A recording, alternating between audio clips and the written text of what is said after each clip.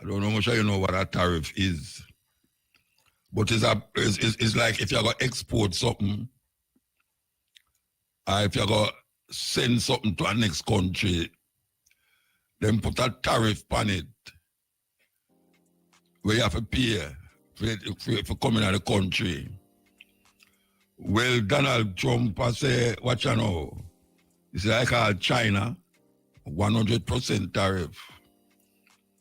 But it's not even the China part where people kind of get nervous about now. It's Mexico and Canada. Mexico and Canada is the two, is borderline to America. Did you know that the other time when California was Mexico and Texas? Anyway, according to Donald Trump, he is going to have a mass migration or mass throwaway of illegal immigrants in the country. But in part, he will go beyond those illegal immigrants, which we never talk about where I'm saying, but this is what I talk about, you know. Donald Trump said, he's going to put a big tariff on Mexico and Canada so that they will prevent the illegals them from coming out of the country with drugs. With drugs. No, a fentanyl I talk about, you know, it not reach us yet. I'm not going to say that because Jamaica is a place where if it's America, it's there so. Anyway, here where the problem with that now. Bam, the illegal, they might come through the border them. Yes, we know that. But if most of the drugs were coming to America, fentanyl where they might talk about coming to America, it's Americans them carry it there. It's Americans them carry it in the country, and we hear that it coming from we over to China, sorry. The fentanyl them are come from China. And I don't know much how you look on or nothing, but if you look on a thing in a Philadelphia, I think of Philadelphia, I see it first. And it's all in a LA too. With this epidemic in these countries where, in America, where, trust me, that the drug there are the worst one, me say. Are the worst one, me say, Rasta. I still try to find out why when these people take take this drug, them bend down. It's like them bend down, them face start and look on the ground. But it'll kill off all the Americans. Anyway, obviously, anybody would afraid for that really reach them country, but he might target the wrong thing. It's the Americans them take the drug from Mexico and carry it coming in America. And Canada, oh, poor little Canada. Canada, I mean, really. Anyway, it a create an upset now because after I'm done lick out against Mexico, the president, which is a female, say, look here, you can't come bully me, you know. But I go like you want to bully me, you know, Rasta. Because if you put tariff on our things, you're going to put tariff on your things, and it's very difficult for the two away. No, the Canadian should you know, him kind of, I don't know, him go down a Mar-a-Lago go talk to Trump, and it's the weirdest thing. After I talk to Trump, I should have played it. No, I know about to play the tape. It's going to take like a while. But after I talk to Trump, and he might say, no, this thing, it now work out good for me, you know. You know, nobody wins in a war like this now, where you are going to jack up your price, me are going to jack up my price, because at the end, it's the people them who are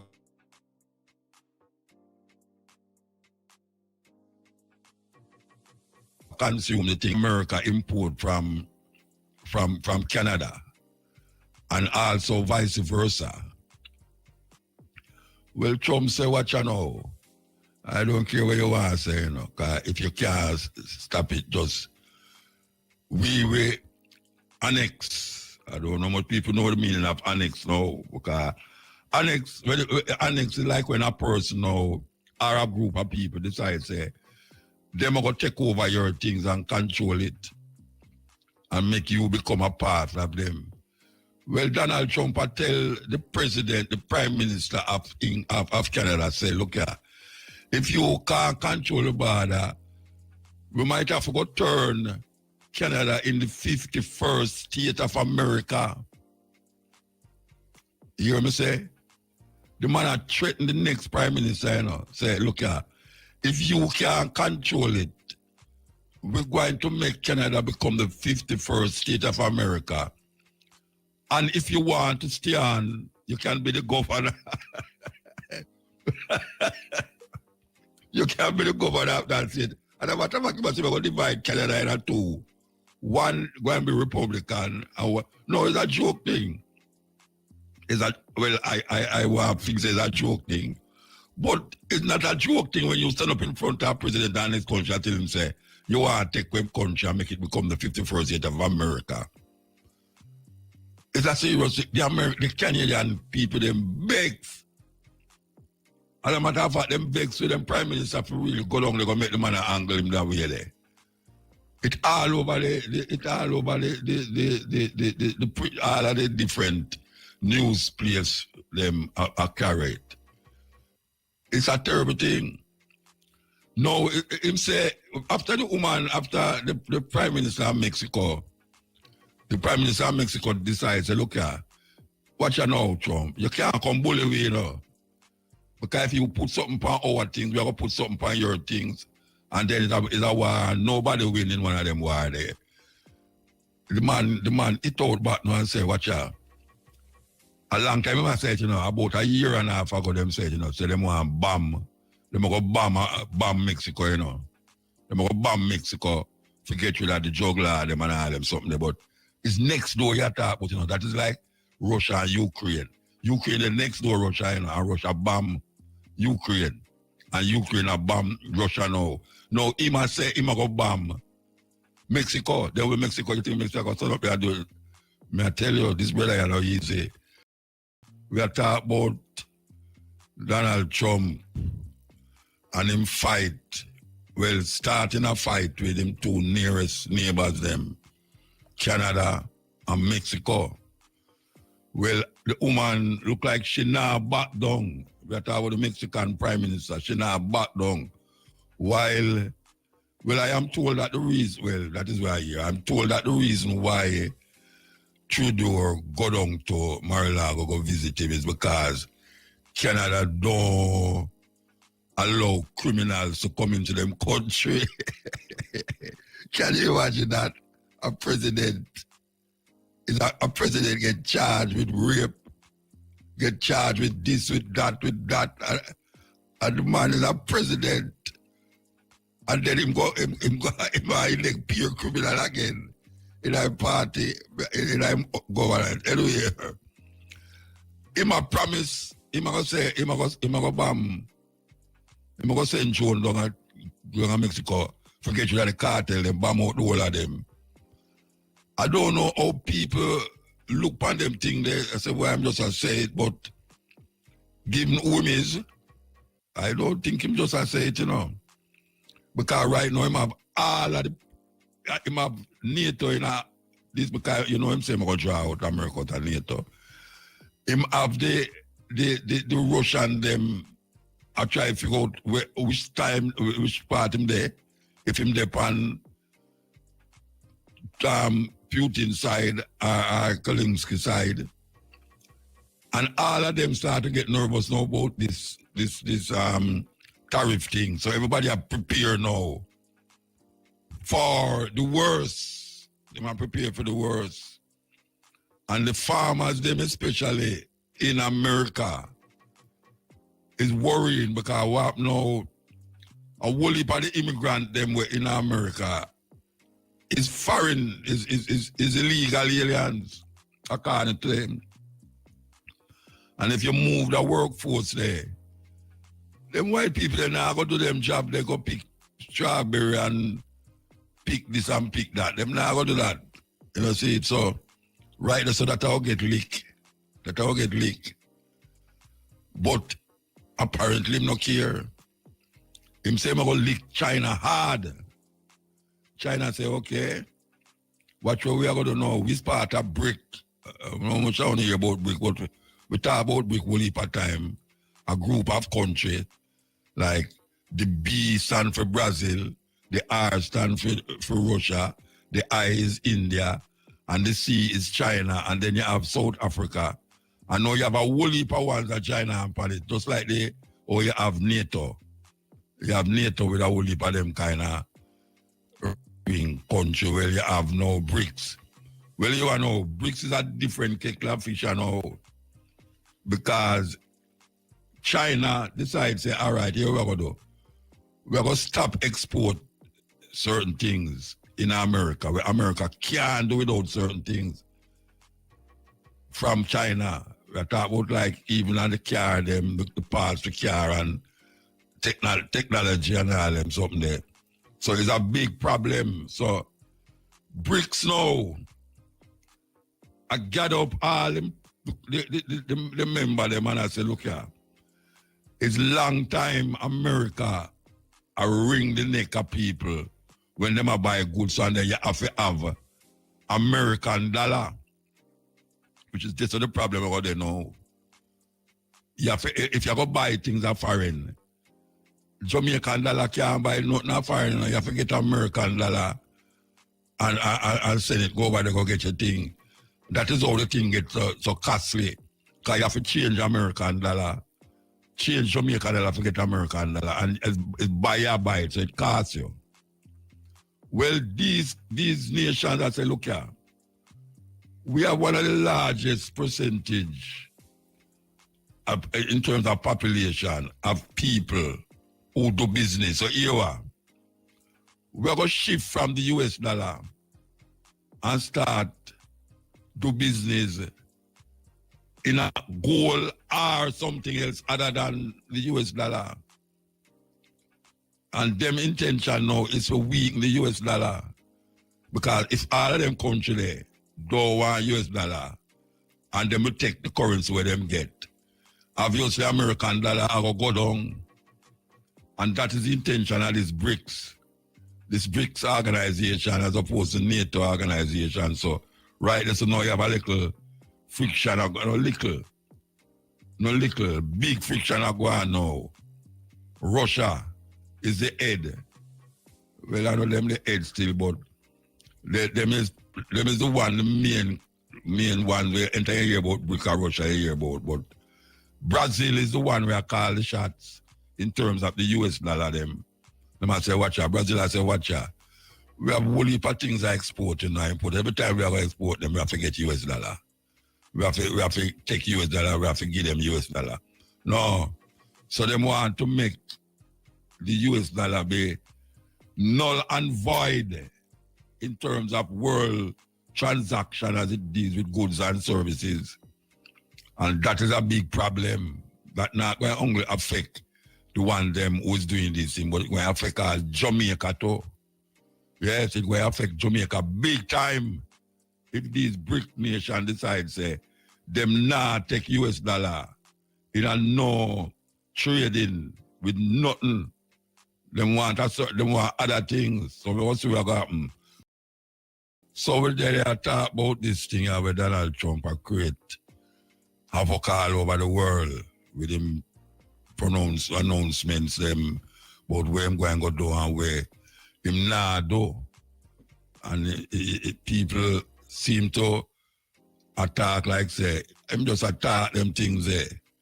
Well, if he's a Mexican now or a Canadian and you hear the man attack them way there, you know, I think it's no joke because it's bread and butter we I work with. You know, see it for different countries where him can wheel big sip over everybody because America, the big bad United States of America. But you have people out there, you have governments out there who say, we're not about you like a bad man gangsterism. And as we say, the lady from, I don't remember what she name, the Mexican Prime Minister. She's one of them who say, well, bring on the tariff thing where you talk about tat for tit for tat. And so it'll work. The Chinese them say, all right, things we are about to where you deal with. Boom. Them start already. And him not reaching at the house, you know. At the 20th of January, I'm supposed to go in there. And him start create all these problems. For the world, not for America, for the world. So you have to know to the Jamaican people them in America now. We're there for years and go up for one passport and the passport no good again. And them not do nothing for really put themselves in order now. I hear a whole heap of them are head for Canadian border. But you are. Because that's a serious thing. That's a serious thing. Look at brethren and sistren. It's not only the one them who them feel says criminal them a look for, them will take the deport, you know. It's not only if you're not legal, you might look on it, you know. You them a look on now. Because the guy who put in charge of this thing, you know, you hear him say no. Him say, look here. Him can't some constitutional thing with them at about, you know. You have a thing named I tell you, it really weird. You have about denaturalization, where you are an American by naturalized American. Well, you must say no. He must say, he have a thing named denaturalization, means say, he must look into that now and decide, say, all of that too, all them people there who claim, say, them have this and have that, he must go send them home too. So, I don't know, Jamaica, you better prepare for all on a long time, man them, where they gone and foreign and now come back and have a woman up there and pick me. You see some of them are come down your back and I ask woman if them can take them back. Don't take him back. Don't take him back. Because him did it so long and him could have do look out in papers and all them something there. And see one guy come in and say, all right, I don't care. I don't care. Go and send back the whole round down there, whether something happening in the country or not. Whether something happening in the country or not. When illegal, we go and send you down back out in the country. Me know say Jamaican have the biggest population of Caribbean national in America. Me not ask nobody that. Jamaica have the biggest nationals, Caribbean national in America. New York, Florida, Philadelphia, California, and then you have the little in-between places them. One of the dead is so long, and you never do nothing for setting yourself straight. More than I run up and down like so now was. And now see it now, you have to tweet to figure out what we're not going to do. And some of them now, because them up there so long, them married to an American woman, and the American woman will look after them, especially if them white. The American woman will look after them. Well, bye-bye to that white American woman. You better come back to Jamaica. The problem is, come back to Jamaica, come create problem. Yeah, they come back to Jamaica, come create problem. Maybe we have to go send them pan, I don't know, send them somewhere because it got terrible. It got terrible. Jamaica, no, you never see long time. You just see them here, so come forward. I have a whole heap of bridging like that. They are far enough. Every time I go to America, I see them. I say, why? I say, why are you still up here? I say, yes, sir. Oh, you mean? I left your bridging. They might run taxi. They might do this, just some little menial work. Some work with them wouldn't do on here, so them go far and go do it. And them still never put them papers right. Still never put them, you know what Jamaican go through Mexico border? I ask somebody that, you know what Jamaican go through the Mexico border there. And the America there right now. Illegal. Well, him say, him a go deport how much millions of illegal alien. I don't know if him wife legal, but she never come from, she not American by birth. You're on the top of Europe that she come from. But we will see what is going on. The government is not employing the right contractors them, and not only not employing the right contractors them, but is not supervising them, looking over them to say that the work that them doing to the public road them is properly done, or else there should be a consequence. There's no way you could have given a man a work to fix a road and fix some pothole. And by the time the next rain come, it never gone 6 months since him fix it. Not even 6 months, and you pay millions of dollars. And there's no consequence. I mean, say, he must go over it again and get paid again. Big problem for the people them. Big problem. And now we hear Darrell Vaz come out and I say, boy, it's really terrible for you, you know. And just yesterday we hear the Prime Minister say, yeah, true, it's terrible. We have to go put all $1 billion more upon the money we going to do. Then we hear you take the people them for joke, idiot. The people them tell us the road terrible and the road terrible. Every day somebody come on the radio, terrible. Me company, people must be tired for hear me I play the scratch record. Say the road terrible. And now him just a come say rotted. You know, so we're going to put $1 more million. Because Darrell Vaz ball out. The King of Portland, him ball out and say, watch out, it's really terrible for you. Incompetence. We hear them say, them that go get the contractor, them look on them work, and if it come back in a certain way at a certain time, him have to go sign contract to say if him going to do it over. But me not see that happen.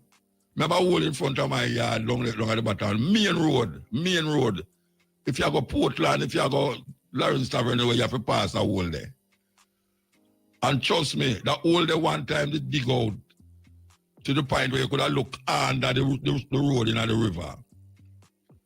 And just the other day, me see, them block off the road and do this, tar it off, this, that. And me tell you, say the hole bigger now than when before them they fix it. It's bigger. How the hell that possible? And I can show them why it happened to you know. It's a simple thing, you know. The water run from round and the bamboo area, so if go down in the river, and some man block up the top of the river because them want to drive around the sun. And through them want to drive around the sun, when the rain come, it come right down and make a little gully right in the middle of the road. Now, how them not see that? How them not see it? Well, long time I don't see somebody like you at all. Where you live? Where you come? Where you there? No, man, I saw you when earlier this year it was at Tony Rebel album launch, and I bought one of your books and you signed it for me. Oh, so not too long ago, yes. All right, Mama, give thanks. All right, so I see you going in at the We Are the World, like it's like a We Are the World project. Wake Up Jamaica. Tell me, what is the issue behind this? Wake Up Jamaica. What's the issue? Some know you're well in tune, you know, because our intention was to do something that feels like a We Are the World. And you're the first person who've even recognized it for what it was meant to be and what it is, you know? Yeah. But yeah, we are in one global world, and the globe is getting smaller with technology. And some of the problems that we face in Jamaica are worldwide problems, and some of the problems that are outside of Jamaica are even worse than the ones in Jamaica. But Wake Up Jamaica is meant to be a solution-oriented outreach program. It's a public education and empowerment program powered by the Rita Marley Foundation.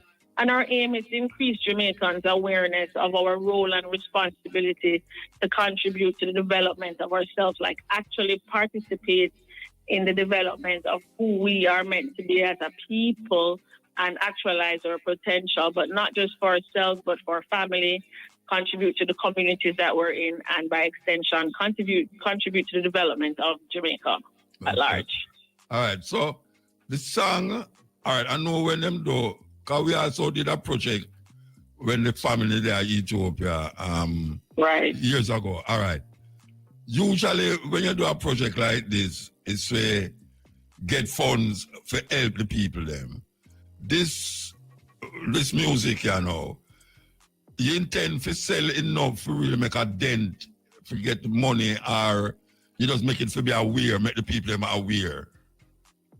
Both. We want to increase the awareness. We want the song was meant to be a call to action. Right? Wake up, stand up for the truth. If not we, then who? And if not now, then when? It's a call to action for Jamaicans to be more alert, more aware, more awake, and actively contribute to who we are as a people. Because truth be known, no government of no nation can 100% develop the nation if the people are not also doing their part. And I think we're a little bit lagging behind as a people. We know how the government thinks they, but what are we doing as a people to see the Jamaica that we want to see? So it's not just about sitting down and complaining. It's about standing up and being active. So this is how we feel like we can play a role. The music is for education, but it's also for fundraising. You know, so you need to get it on a wide. I know this is part of the promotion of it, but a music like this, to make it really take life and do what you want it to do, it needs to get a company where can make it worldwide. Yeah. So you have a company. I mean, I know it's a Rita Marley Foundation, but I don't know if Rita Marley Foundation is a music promoter. Not at all. So we've been up to today. We had a meeting with Tough Gong International, and Ziggy operates Tough Gong worldwide. And what they're doing for us is they're making sure that the song is available on all platforms worldwide: Spotify, Apple Music, and the likes of them. We're also ensuring that we're getting into the territories where Jamaicans are a big part of the diaspora over there. So the UK, the Canada, the USA, and Africa. So we're definitely trying to get the music as far reaching as possible, particularly where we have a large amount of Jamaicans. We feel like, you know, the influence that we as a people have on the rest of the world speaks to our pledge when we say play our part in the advancement of the human race. I might be naive, or I might be, I don't know, high on believing in myself, but I feel like as a people, we're different. As a people, we're powerful, and we know how to make a mark. So I'm here to wake up. We want to wake up the spirit of our heroes that we know is deep inside of us, and it's been dormant, you know. A lot of us are numb, Muta, because we don't want to feel how we really feel. We can't afford to really experience our trauma and our grief and our hopelessness, because it will, you know, nullify us. But if we wake up out of that and learn how to manage the way we feel, then we can truly realize who we are as a people. And I feel like we're a bit docile right now. Definitely docile. All right, so I'm going to ask you something now. How you put together a song like this with all them artists? Well, you can tell some of the artists them, if I know it's not no big artists on it. So obviously I go for a young new voice to push strategically. Yeah. So what we did is we hosted a writing camp in March. I linked up Mikey Bennett and Stephen Golan And I pitched it to them that even though I'm from a musical family, I'm a psychologist. Music is not what I do every day. I needed some experienced people. I called on an entertainment lawyer, and I told her I needed her in the room because I'm bringing together some young, and these are all university students. I'm bringing in some young creatives who have music in them like a fire, and they need a platform. So we did this through a writing camp that turned into, we're recording this next week. So the youngsters, them actually write this song under the guidance of Mikey and Stephen Golden. And after writing the song, we did it at Tough Gong. We did the camp at Tough Gong, and we were able to access the studio the very next week and put the song into production. The beat, though, was actually produced by Halrick Thompson, who is a young 22-year-old producer still in university. Yeah. And this is an opportunity to give the youth them a platform to write the song and empower them, because when we have an agreement with them 50-50. 50% goes towards the outreach program to the foundation, and 50% goes to the writers. Yeah, all right. In a 1 minute, you can call somebody, big up somebody, the one them on it now, if you remember them name. Of course I remember them names. Jamila Fallot. And she's not new to the scene. So Jamila been making music for quite some time now. So if you don't know Jamila Fallot, check her out. Marja Bless, you're supposed to know Marja Bless. Him and them twins, him doing them thing. And then we have a special group of university students called the Music Manifestors. They're a collective of university students from Alpha Institute, from UTech, and from UA, who are full of creative genius. And they're not even just singers, but they're also musicians. Great talents on this track. And as I said, it's good music to listen to, but more so, it's a call to action. All right. Well, give thanks, sister. Bless you. Continue the work. Give thanks. Yeah, man. Yeah, man. You too. Much love and respect. Keep safe. Time to take a stand for this Jamaica land. Here comes that time. It's either we are asleep and have nightmare, or we're just tired. You understand? So this is a song that they are hoping to spread a message, and also really get funds to really deal with certain of the activities that them project them need to do. So support is very important, but playing is very important. The court, International Criminal Court, have Netanyahu up on the wanted list. Any country where step in our join the International Court, Criminal Court, he can be arrested. You have a couple of them, including America. Now I go arrest him still because them is in league with him. Anyway, we have a line here, Robert Dabdoob, a businessman, and say he must have to have something to say about what is happening in Palestine. Good afternoon. Good afternoon, Muta. Thanks for the invitation. And let me just first of all recognize you for the work you've been doing all these years, just as an entertainer, but more importantly, consciousness of history, which is sadly lacking today. Yeah, give thanks. All right, so the name Dabdoob, as we hear the name Dabdoob, I mean, not most people don't know how the name Dabdoob come, but you hear the Dabdoob name, they flirt all over the place. Like how you hear the name Issa or Matalan. Which one of the Dabdoob you tell me? Well, it's not a big family. It's just, a father. My father and his brother came here. My father came here in the 30s. And then his brother came in the 40s. So it's just those two families, And one had 6 children. Well, each of them had 6 children, So it looked like that was a tradition. Although I'm a big failure in that sense, I only had one child. You're a big failure? I only had one.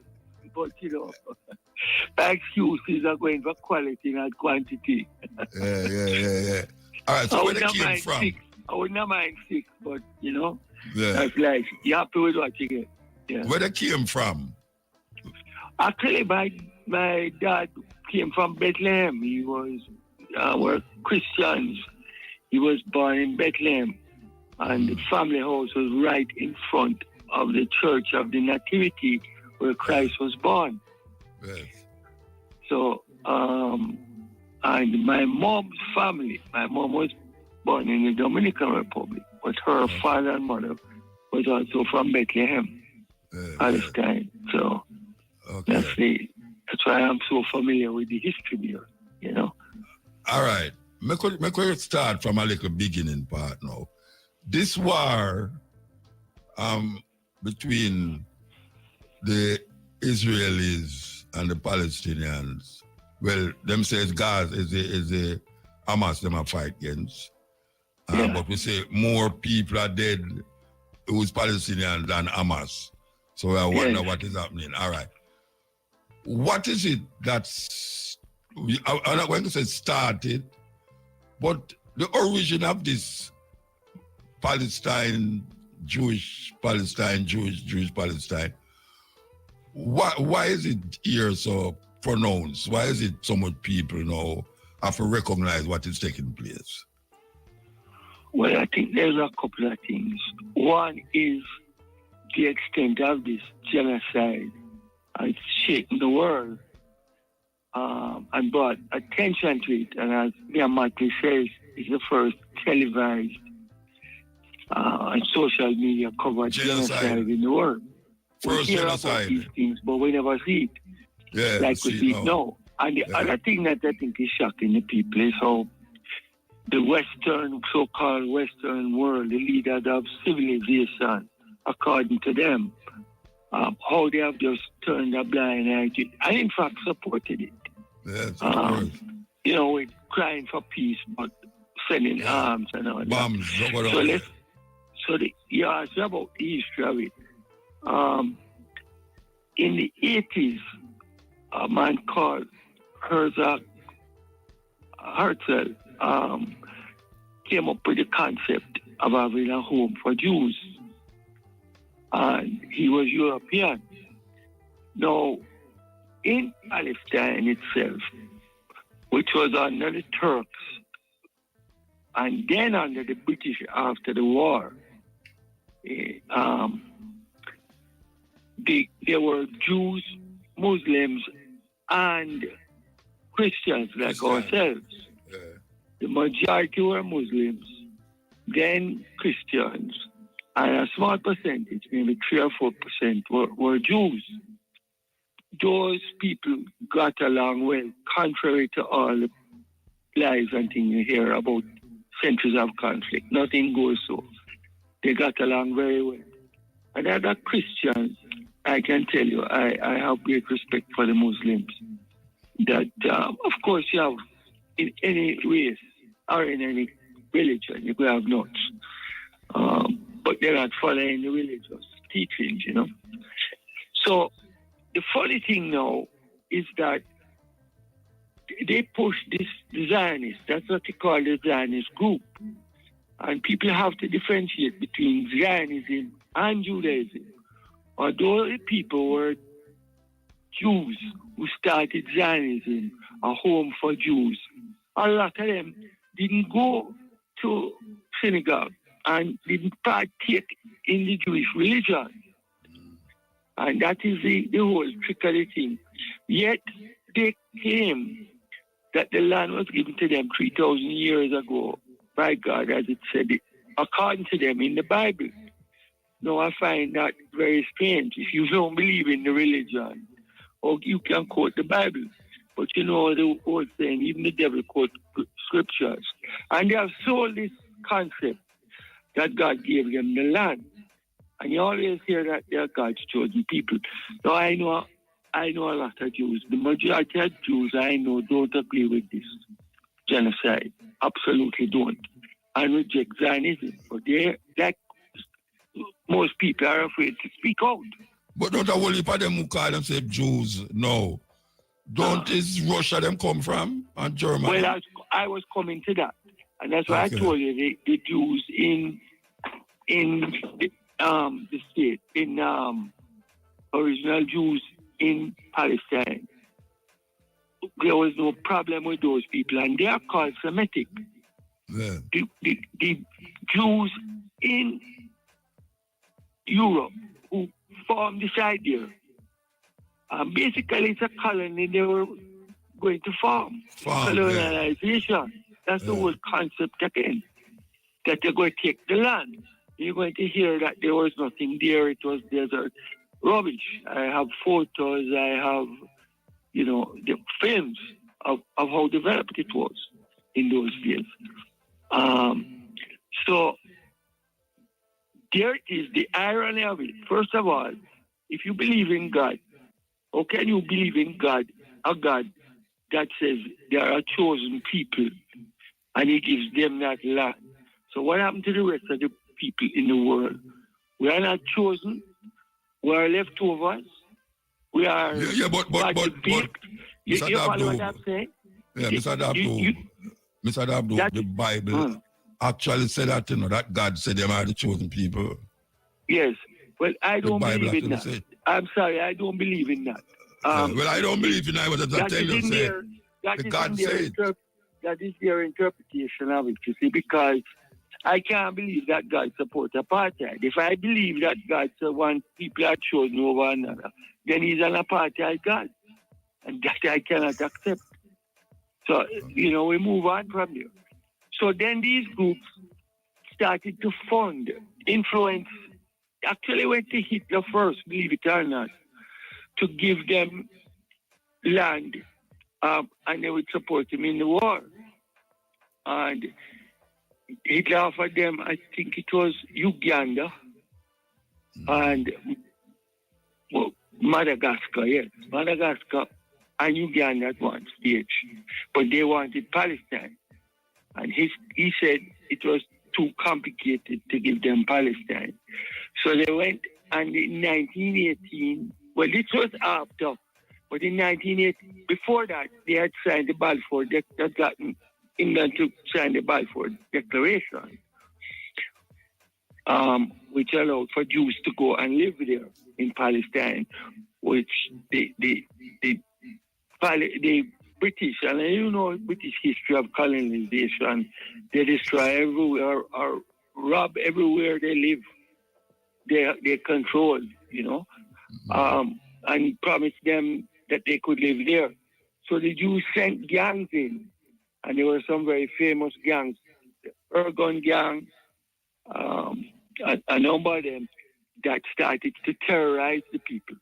And in fact, Begin, who was prime minister later on of Israel, was wanted for terrorism, for blowing up the King David Hotel with his gang. So that's the irony of it. And they killed some British soldiers. But it seems that the connection of these people, because they have money, they can get away with it. Or the people who back them, they can get away with anything. But Begin, the other one, there were about 3 prime ministers who later became prime ministers who were on the terrorist list of the British.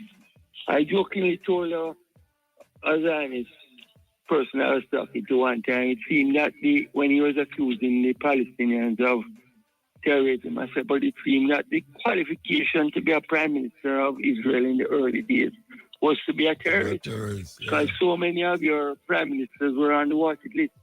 So this is the first time the so-called terrorism came in the area where they started burning people's homes, running them out.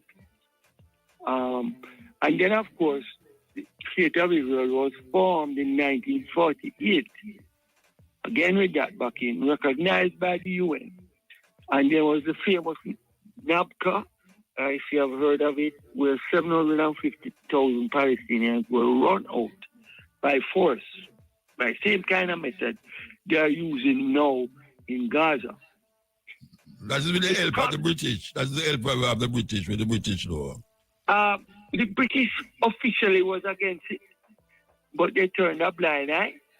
Just like America is talking about people's rights and this and that. turning a blind eye to what's happening. I know it's not really genocide. It's unfortunate that these people are suffering and we need to bring it to a stop. But they said it, the arms, the bombs. And even more disgusted, they are spying with their drones, the drones that go over Lebanon and Gaza and spy to give Israel the information on bombing. Only 25% of them were done by Israel. The rest were done by Germany, Britain, and America. The hypocrisy of this thing is disgusting, really. So, right. It reminds me of this thing, and I'm not a racist in any way, but, you must be willing to point out the faults of people. But the Indians, while they were being wiped out and I'm talking about the American Indians, I remember seeing a movie of one great, so-called great Indian leader when he was making treaties with the white man, as he called him. And he said to the man that broke the previous treaty, and the man is offering him another treaty, and he says, white man speaks with forked tongue. Forked tongue, yeah. Yes. Unfortunately, Britain and America has showed this forked tongue. Yes, and I'm not saying that the forked tongue is only white people are capable of that. But certainly they are the ones who have been outstanding. But they have been forked tongue for centuries. They have been forked tongue for centuries. Yes, yes. And of course, slavery was perpetrated by them. But we mustn't forget that people like William Nip, who is an unrecognized, in my opinion, unrecognized hero in Jamaica, was one of the biggest fighters, and he was a white man against, slavery. But anyway, I don't want to digress. So we go on. So they took over there. Israel was recognized. They got 2/3 of the land, I think, and the Palestinians a third, which was crazy. But they weren't satisfied. And in 1967, they claimed they were being threatened, and they went and took over Jerusalem and parts of the West Bank. Now, the story behind this, the real story behind this, is that the Zionists claimed that Israel, and what they now call Greater Israel, is from the Nile to the Euphrates, according to the Bible and them. The Nile is at the border of Egypt, where Gaza is. The Euphrates goes to Iraq. Now, there's been 100 years of this fighting to take over Palestine by these Zionists. And Netanyahu's party has many of those who died from Israeli army bombing. Shots, and planes. Yes, and planes bombing. So I don't have to want. And of the 1,300, 1,190, I think that they said were killed, about 700 were soldiers, which is a legitimate target when you are fighting a resistance. The other thing you never hear is that the land that they attacked, which they call Israel, is occupied territory. Land that was not given to them in the United Nations recognition, but land that they took over and drove out and put settlers in. So you don't hear all these things. Now, Hamas was only formed in 1986. So Hamas has only been used by them as an excuse now to go and take over all of Gaza, which is their role now. And from the Nile to the Euphrates includes all of Gaza, a good part of Lebanon, a good piece of Syria, some of which they have taken already, all of Jordan, and all of Iraq up to the Euphrates. Yeah, just a little thing here for tell, just a little thing to say that the Bible claims that this is where the Garden of Eden was. Yes. According to the rivers. Yes. They mention the Euphrates, Gishon, And I just think it's supposed to be where the Eden Garden was. Yeah, but continue. Yes. So imagine the Palestinians are defenseless, very, very limited arms that they have had over the 100 years. And it has taken 100 years, and Israel has not yet finished taking that land. Yet their plan is to take, and the Zionists say this, it will take centuries to get all the land, but they plan to do it. Now, can you imagine taking Lebanon, Syria, parts of Lebanon, parts of Syria, all of Jordan, and all of Iraq? They're going to put the world in turmoil for the next 400-500 years with this madness. And we're all going to watch and be afraid to talk because money backs it. Yeah. God bless Mandela. Because it's people like that who change the world. God bless Gandhi. God bless Marcus Garvey. God bless Martin Luther King. The people who stood up, who had the courage to stand up. Today I don't see the people who are standing up. They have killed over 200. I mean, this is not getting back about getting the hostages. The man has no interest in the hostages. He's using the hostages as an excuse to destroy Gaza and take over the land.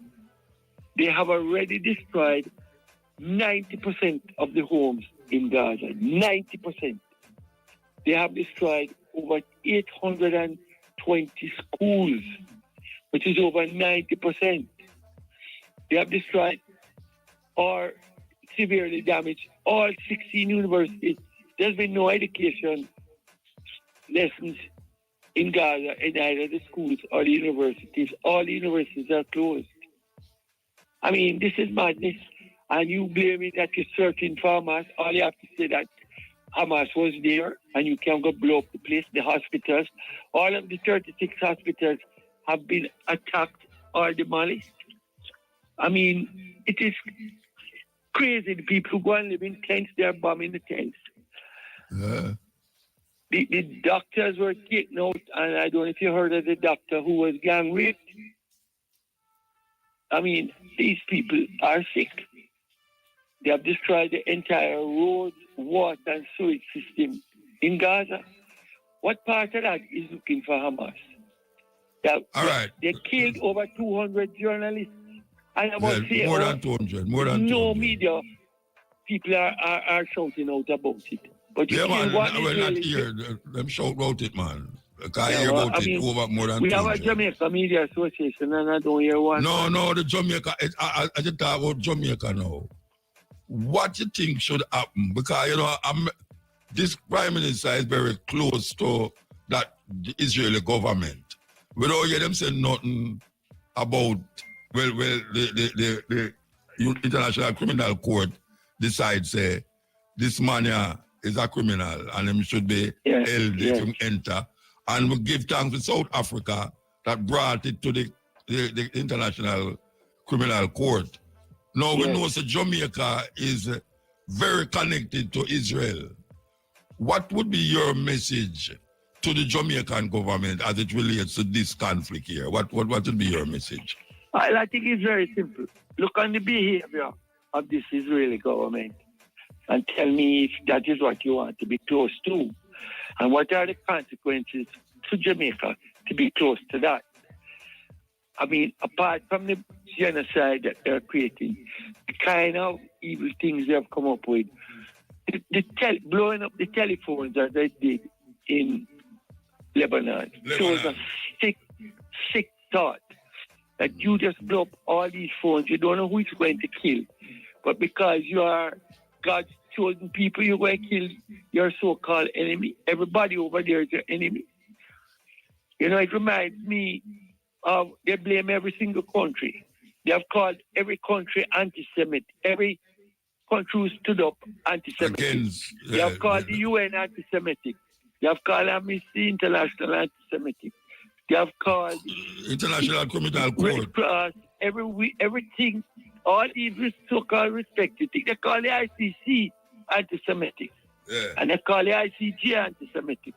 It reminds me of a joke I heard when a woman went to see her son march at a parade on graduation.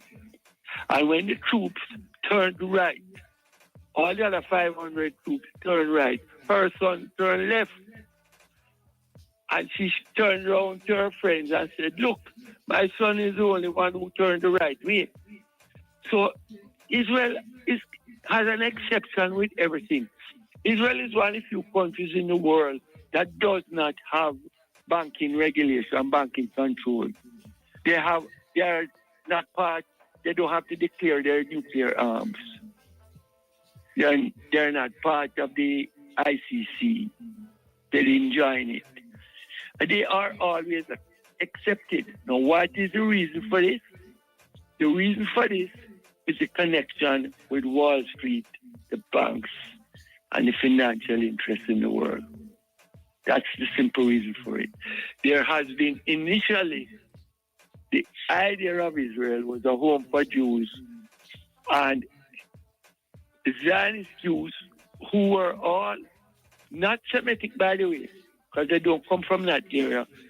They were born in Europe. So they are actually the ones who are anti-Semitic because they are now, the Palestinians are Semitic, the Jews who were born in that area are Semitic, and the Muslims are Semitic. They are there by the adoption of a religion, not like them claim that them coming directly from but it's a religion.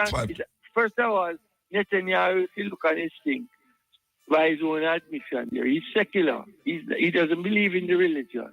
He was, and his parents, if you go and look at his Wikipedia, his parents were secular. They grew him up that way, which means they didn't believe it. And look up the word secular. It means you do not believe in any religion. So how on God's earth you can say God give you this land if you don't even believe in God? It is crazy, but money, unfortunately, people sell their souls for money. Yeah. And the people who now are attempting to run the world, there is a blend. And I'm a businessman, so I have none against business. But I do not think you have to be corrupt to be a businessman. Mm. And it reminds me of this song that Sparrow sang many years ago. Capitalism gone mad. How you could play it today. How you could play it today. It's very, very relevant. Yeah. You know. But so I still want to come back to the Jamaican situation. Yes. Your message to this government, given that they are connected to Israel, would be your message to them? Well, not just to this government, but to the entire CARICOM for decency and for our historical position in terms of human rights. And also for our role and history of coming out of colonization and slavery, that we all, the CARICOM, would break relations with Israel as long as this government is in power. Though look, today, Netanyahu has been ordered by the court to testify despite all that's going on. He's been running from his charges for years. He's charged with fraud, corruption, and with accepting bribes. Yes, corruption from last time, yeah. From several charges, and he's been indicted. And this is one of the reasons they say that he's pushing these wars, because as long as he can put, I have a man like this, a finger away from pushing a nuclear button. Mm. So, I don't know. But the power behind this is not Netanyahu. He's a front for them. Just like Biden is a front for the people who gives the instructions. You can see that. Biden is a lost soul, an old man who gave no aim sometimes as a day. And that is the type of people they want to be in power, so that they just sign. All they get is a document as a sign here. And I don't know if you notice that since Trump won, and I have no great hopes with Trump, I think it was a very bad choice between the two. But the one thing, Trump doesn't want war with Russia. and he's not a fan of NATO. But I don't know if you noticed that since he won the election, how the Biden administration has been pushing and escalating the situation with Ukraine and Russia by giving Ukrainians the stronger weapons which they used and drop on things. And I think they're trying to make it get worse so that Trump will not be able to put an end to it. And the objective there is to remove Putin from power so that they can control Russia's resources. And when you control Russia's resources, you can use that and Iran's resources, which is the oil. That is the biggest weapon in the world, but also the biggest money making. That you can use those to fight China, who they consider a threat. And I don't know why China is a threat, because all China is doing is producing things and selling it to the world. A lot of the goods I buy come from the U.S., but it was originally from China. Yeah, so they're making money on it. And they make probably more money than the Chinese make manufacturing it. Well, they're going to lose some now with Trump and him tariff thing. Yes, well, you know, if it is goods coming to be shipped out, they will find a way around that. But, you know, they will make the people suffer. But you see, we are all victims, and we don't realize. I remember years ago a man saying to me, we're all Palestinians in the world. And I never figured it out. I couldn't understand it. But what he meant was that we're all going to be victims of the same system in one way or the other eventually. Because if they have what you want, they come for it. But African people have gone through that long before Palestine. The African people have gone through that for years, but centuries. I think in the modern day thing he's talking, you understand? And of course that was what before, but we thought we had gotten rid of colonization. No, but it is back here now. Neocolonialism still exists. Yeah. All right, so look, we have to move. We have to go move. Thank you for your time. Yeah, thanks for the invitation and keep up the good work. I hope one day I'll meet you though. I don't remember meeting. Well, I have met you before. But you see, you are famous and I am not. So yeah, but I should remember you. You met so many people, you will forget me. But you want somebody to meet you, they won't forget you. And now, if you come to me and say your name Robert Abdul again, I'm not going to forget. I'm definitely not going to forget. No problem. All right, sir. Give thanks. God bless you, man. Yeah, man.